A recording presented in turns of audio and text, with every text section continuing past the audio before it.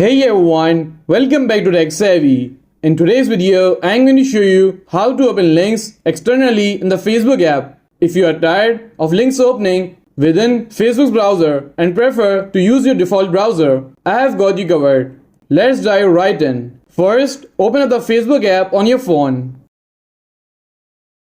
And once you are on Facebook, find the link you wanted to open in the external browser. And once you find the link, tap on it to open it.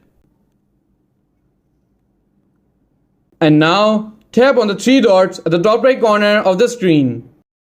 And here you will see an option that says Open in External Browser. Just tap on it. This will open up the link in the relevant app or in the web browser. In my case, it's open on the YouTube app. And that's how you can open links externally in the Facebook app. If you found this video helpful, please give it a thumbs up and don't forget to subscribe to TechSavvy for more helpful content. And I will see you in the next video. Thanks for watching.